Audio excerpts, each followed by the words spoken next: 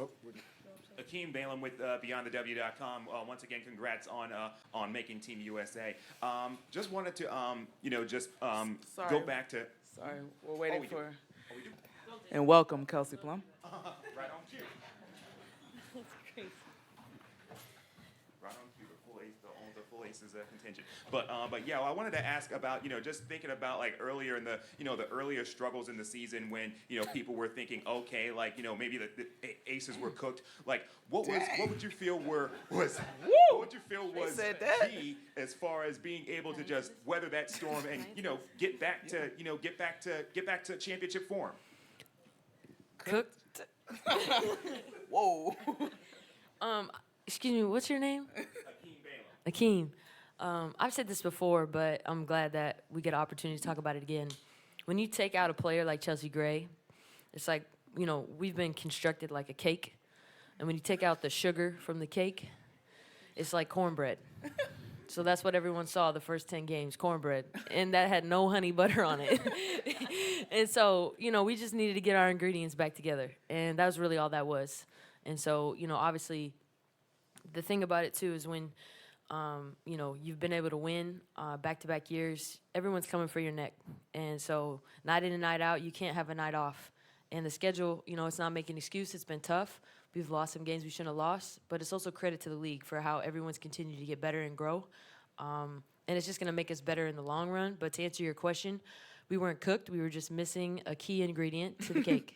Okay. next question. Second row, also to the right. This is a question for Chelsea. As a Bay Area native, like Hey.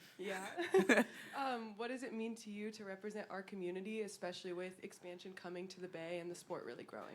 Yeah, I talked about this before. Like the little kid in me is excited to go back there and play, and it's been a dream of mine to be able to play in that city. Man, it's going to be great for that area of California, but I'm hoping I'm doing them proud and just really excited for the growth in that area, in those cities, in those neighborhoods, and have kids come out to games and see people that look like them achieving their dreams. And so that's what I dreamt of as a kid. And so to be able to now be in those shoes, in those neighborhoods, and just going into those games is going to be amazing, man. Next question, all the way in the back to the right. Hey, this is for Chelsea. Eliav Gabay, Sports 360 AZ. So Diana Taurasi's 6th Olympics. What's it like having that kind of leadership on the Olympic team? And if you could just take us just into a practice for a second of what it's like having Diana as a leader on practice. It's amazing, man. The longevity in your career. It's hard to be like good for a short period of time to sustain that for as long as she has. It's great. Like taking advantage of playing with her, a future Hall of Famer, like getting her flowers while she's still playing is amazing. So it's been pretty cool. Like she jokes the exact same when she's in a Mercury uniform that she does like in the USA uniform. So it's been pretty cool to be around that, and now for another opportunity to do that and reach another goal. Next question, third row to your left. Hey, ladies. Quick one, Kelsey. What flavor cake are you guys in this analogy of yours? Red velvet. And it's a somewhat serious question of just defense is important for USA basketball, and you have limited time together. How helpful is it that the three of you in Asia obviously have played together and probably know defense as a group pretty well that way? Jackie or Kelsey, you guys want to answer that? Yeah, no, I think obviously us just playing on the same team, we kind of have that chemistry. But at the same time, I mean, USA is about defense, so just trying to execute that, being up, ball pressure. Obviously, we play defense like a little bit differently in Vegas than we do here, So, yeah, I think just having a defensive mindset. We know that everybody can score the ball, but just taking care of business on the defensive end. Next question, last row center. Hey, for you, Kelsey, just a follow-up to your previous answer about how badly teams want to beat you guys. Asia was saying that it's the same for Team USA. Like, Team USA has a target on their backs. Do you feel like the four of you from the Aces have kind of an advantage because you've experienced 2 seasons now of having a championship target on your back? I think the 12 that are on this roster are extremely qualified. It just in terms of experience, knowing big games, extremely competitive, and for us, we're focused on us. We can control what's in our locker room, offensively, defensively, what Coach Cheryl wants from us, and I don't think you can get kind of similar to what we do in Vegas. Like we try not to get too concerned about anyone else because it's really about what we can control, offensively and defensively. So, when we're with Team USA, that mentality is the same, and I know our teammates, all of us, are thinking that way as well because really gold is the standard here. So, as you were talking so much about chemistry, having 4 aces on Team USA, what do you think that's going to bring to the team, and what can you bring other people kind of into your circle, so to speak? I think it's kind of different, right? I mean, our personalities, like on the bus and our conversations, the nicknames and everything, that doesn't change in our conversations that we have.